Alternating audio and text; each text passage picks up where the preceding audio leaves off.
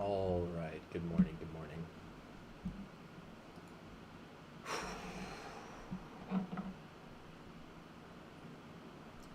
Good morning, everybody. Welcome. Welcome, welcome. Let's make sure we get into today, starting our day right. First thing is first. We do the top-down analysis. We are just now heading out to the end of the London session, now into New York. We wake up this early, which it should be 7:42 Eastern Standard Time, New York time. For me, it's 8:42. I get a little lucky with the Puerto Rico time. We don't celebrate the daylight savings time, which some of you guys take advantage of, or some of you guys have in Florida and up. So, what do we do first today? Told you guys we give a breakdown from A to Z.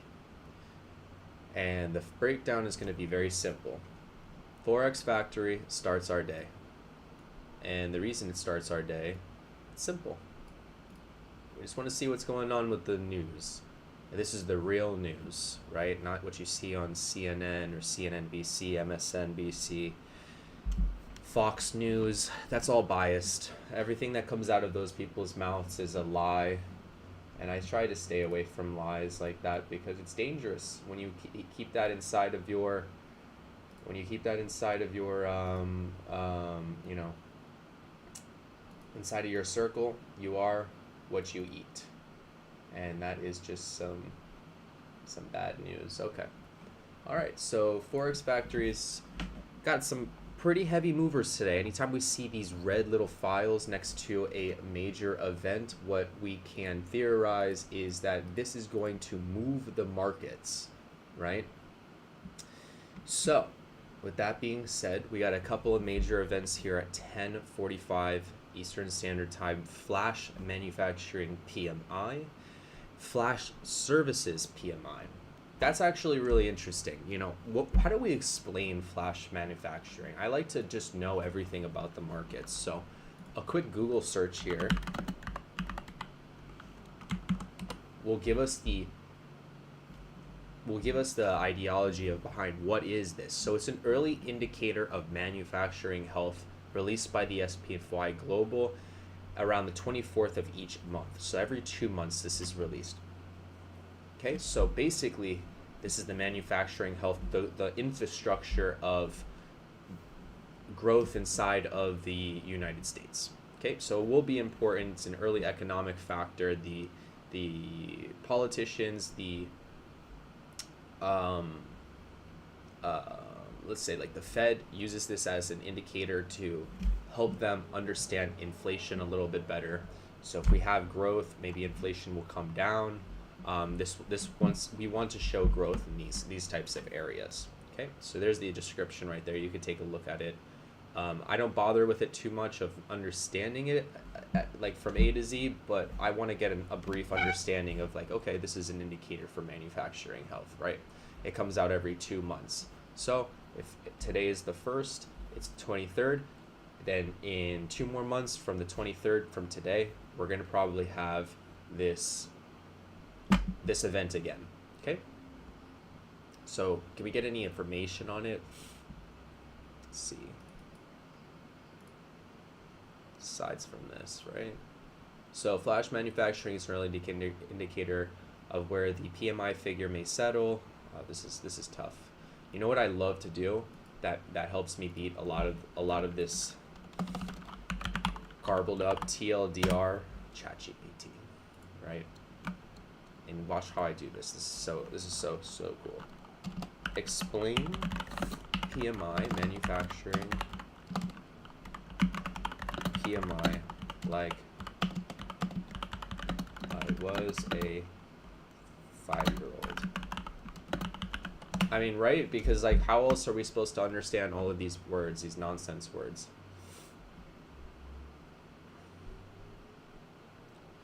Think of factories like big toys making houses. Like big toy making houses. Every month, grown-ups asks the factory boss 5 simple questions. Are you making more toys or fewer? Are you buying more toys? Are you hiring more helpers? Are you delivering coming faster? Are your deliveries coming faster or slow? Do you have lots of supplies? Why can't they just explain it like that? That's actually genius, right? So the TLDR, super easy, kids version. Is the grown-ups making more toys? Are people buying the toys? Are they hiring more helpers to sell these toys? Are they delivering on these toys fast or slow? And do they have a lot of supplies to keep building these toys? Genius. Genius, honestly. Okay. So the TLDR on manufacturing PMI is essentially, is the grown-ups making toys? Easy. Okay, so that's going to be at 10:45. So maybe you want to calm down on the market and wait till that. But let's go ahead, dive right into the markets to see exactly what's going on, and see if we can get any early trades, so that we can obviously take the best of this time, waking up early and getting into some cool trades. Right, Bitcoin not doing too much. Last time we spoke, we were sort of up here in the beginning of the week. We've now come back into the squeeze range, where shorts are going to be underneath this cone, longs are going to be over this cone. But as you can see here, we're not going to trade anything in between, because that's the hoe zone. I don't trade the hoe zone. It's just going to be, look, what are we going to do? Trade this chop? No, that's nonsense. That's basically you're gonna drive yourself insane. You could probably do it, right? You can making 2,000 point swings here, but you're gonna have to be in front of your desk like this all day. And the goal of these YouTube videos is to essentially buy back our time, right? We're gonna use our knowledge, we're gonna use our experience to buy back our time, and that's as simple as I can put it. Okay, let's take a look at ETH, see what ETH is doing. Again, chopping just like Bitcoin, Solana, now consolidating inside of this area between two levels. Could probably draw out a couple more levels on Solana. That will make our life a little bit easier. Yeah, I don't like that, so let's remove these drawings.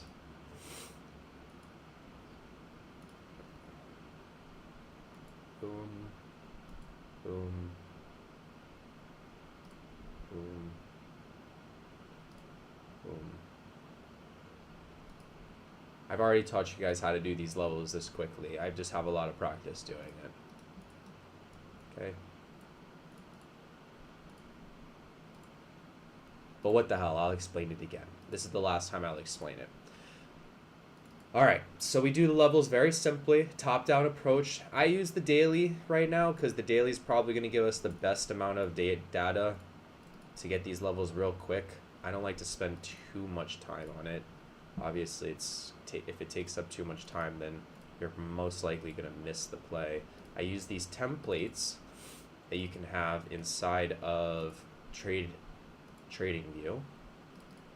to make it super nice, super efficient, super UI friendly, and that's it. Look, those levels. So if I bump down on a multi-time frame setup, boom. Yeah, that looks sexy, right? Not much going on. We don't want to trade in between levels. That's against my rules. It's either we're at a level and we're battling that level, like here, right here. We would have battled this level, 2 touch and a reversal. That would have been a nice clean long. Right now we're underneath the EMAs, or battling the VWAP. We're very close when sticking to the VWAP, so I can't see a trade other than short here, and most likely big players will take the short from 127 to 119.41 unless we have some sort of a miraculous reversal right here in this area, which it's not impossible. You can see inside of the range there is micro ranges, right? That would make the small support before the larger support on Solana.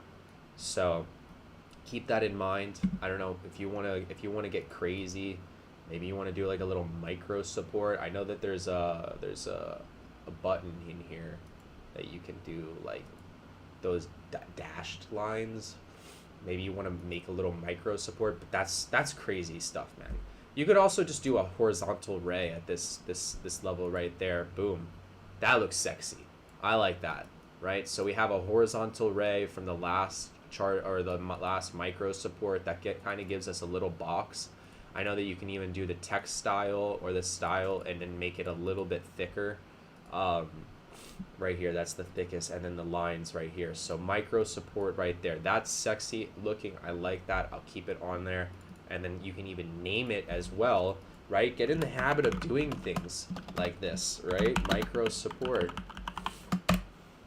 Boom. Look at that. Super nice, super clean. When you come back to this chart, you're going to know exactly what's going on because we already did the work, right? And then this will be the last one that I do on cryptocurrency. And then I'll take a look at some of the short opportunities, and then we'll jump into the big boy markets, the United States future markets. Okay, so let's take a look here. I'm pretty sure I cleared this chart. Always do it. This is how you get your XP points, as my mentor says. Shout out to you, Professor. All right. Boom, boom, inside of a range, without a doubt. There's a level right here. Try to get 2 above, 2 below. Done, done, done. Okay, templates. We've learned this now from the last one. Make it easy to get easy levels. And then if you want to spend some time doing this as well, I mean, it's not a bad practice to just go back and you see how I have all of these templates, right? They all have reasons. They all have purpose to them to make my life easier. Another thing that I want to do. Got the sniffles this morning. There you go.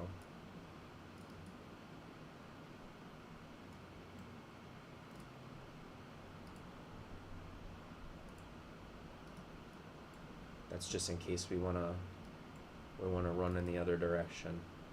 Not a bias. It's just in case we want to really run in the other direction. It's the truth. Ethereum. We didn't do our levels on it. Let's do them real quick.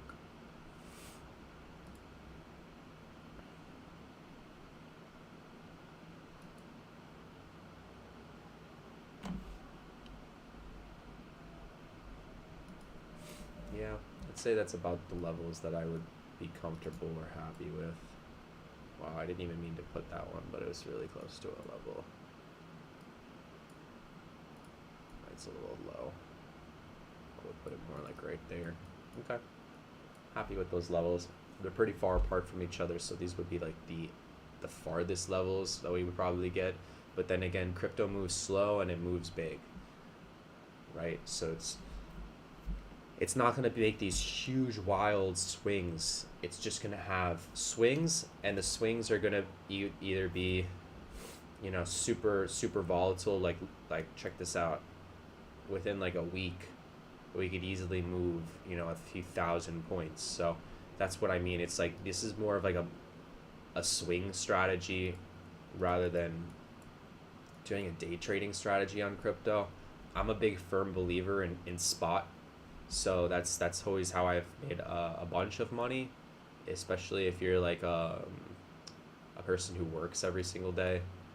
It's kind of better just to maybe swing a little bit more than day trade crypto. But I know some very successful day traders for crypto. Okay, so we're in between a level. Not much going on here other than what the chart's telling us. Be patient, like Bitcoin is telling us as well. Just set up these. Perfect. There. Ugh, come on, what are you doing?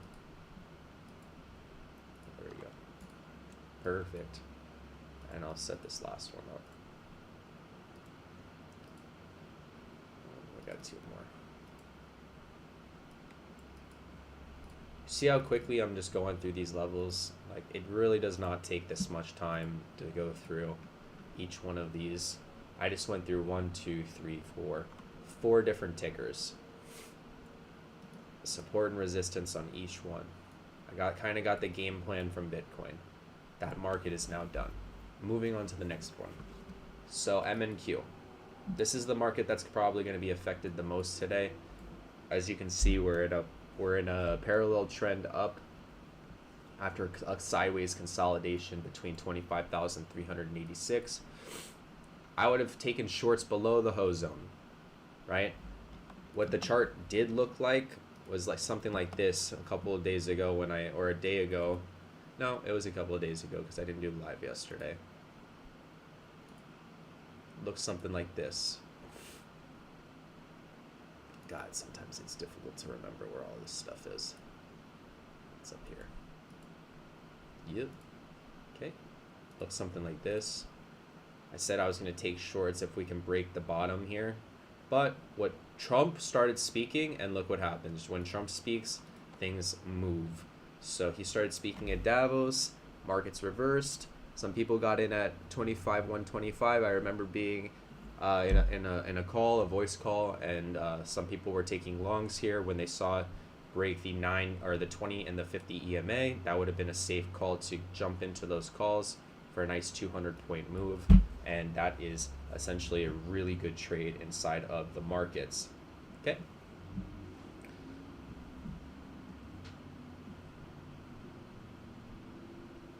All right.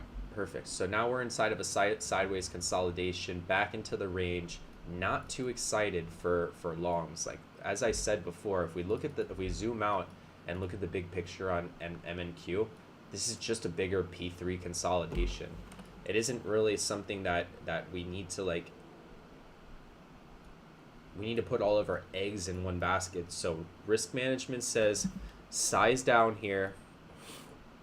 If you guys are doing the accounts where you have leverage and you're using a prop firm, 1-2 position sizes, no need to break your accounts over this. You're only trying to make, if you can just come out with $150 to $250 a day, that's a huge win, huge win for you. And it's really that simple. It really is. It's not too difficult. So the game plan today will be, let's see how the markets open in about an hour and a half, right? If we get continuation, it's most likely going to come from the confluence between the tech stocks. And what I mean by that is we look at the top 8 tech stocks in the market, what they're doing on the 5-minute chart, right? So you can see Apple's consolidating here. It's consolidating inside of a bearish flag. That's evident from a long period or a long drive down. Consolidation is sideways, but we don't really have any true relief bounce on it. So that gives me an indication that most likely the rest of these stocks are going to be doing the same thing Apple is doing, right? All-time high, coming down, sideways consolidation. This one looks a little bit better, Amazon, but not by much. I mean, we're talking like pennies here, nickels and pennies. AVGO is near a support after a tear down or a markdown. Not much going on here. Wouldn't say I'd get into this position long unless we had some serious buybacks, right? Some serious relief bounce that put us back into the 330 levels. That would kind of give me, okay, maybe the buyers are stepping in. They're going to change character on this trend. But right now, the trend for all of these stocks, at least in my mind, is it's going short. Here, I'll make it a little bit easier for everybody. Google is actually holding up pretty well. Let's take a look at the overall trend. Yeah, Google's holding up pretty well, as you can see. Still on a bullish trend. Okay, moving it back down to the 5. Meta's next. Okay, let's take a look at Meta. This is kind of what we want to see, right? Downtrend, broken, right? How easy is that to look at? The downtrend, we take shorts at the top of these boxes, the bottom of these boxes, and go long. simple. If you don't want to use that regression trend, there's another one in here. It's called a parallel channel, and you can make your own chart your own tops and bottoms. It's a little bit more sketchy because if you don't have experience with it, you could get it wrong, and if you get it wrong, then you're gonna have to learn your lesson with money. So that's essentially what's going on Meta. Let's back out. Microsoft. Sideways consolidation to a markdown. Not too excited to get any longs, as is evident of the market showing trend is bearish. So I think we have like 5 right now. 5 out of the 8 stocks that are bearish. I think I saw one of them, Google, which was not bearish. So keep that in mind. Sideways consolidation on Nvidia. This is a strong mover in the markets. When Nvidia talks, we listen, we watch. But sideways consolidation, this is getting dangerous because of what? I talked about it before in another video, but I'll explain it to you guys again. If you are new to trading, you have to understand that there are phases to the market, right? When I say phases to the market, what are they? Growth inside of the stock market has never actually been linear, despite what most people think of, like stocks only go up like this. I don't know what chart actually shows a straight line like this, because of different time frames inside of the market, it's gonna always be very, very hard.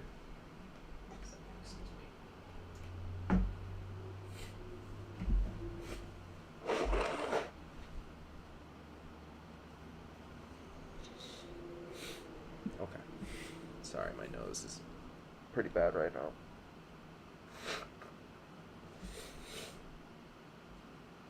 Okay, where I was, phases of the market. Growth isn't linear. It's never a straight line. What's going on inside of the markets at the present moment is where we've already done the beginning part of this. And this is going to look something like this. Range bound trading. Range tries to be broken, right? What do I mean by a range? That's a spread of numbers that creates a support and resistance level, and we call this P1. Phase 1 of the market is usually accumulation. Okay?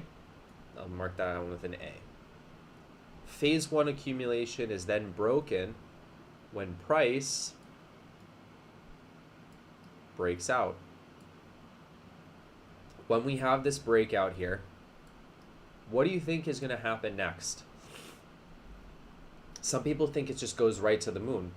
Price does whatever it wants. So get that out of your mind, right? That it's going to do this, right? When it has a breakout, sometimes what happens is traders like to make a little box, right? We broke out. The box gets retested because we want to see if it breaks back into the box, right? Some would call this a fair value gap sometimes, right? So it comes and tests the fair value gap, and then what it does is it rockets up. Not perfectly, but it starts to rocket up, and that's what we see and know as those huge green wicks, right? And what this is going to do is this is going to mark phase 2. And this is going to be called a markup. Okay? In a markup, this is where you want to double down on your positions. This is where you want to get long, right? Especially when you're in this part of the phase right now. This is going to be your optimal entry, right? And all you have to do with the market, if you're a swing trader, is just hold it out through P2.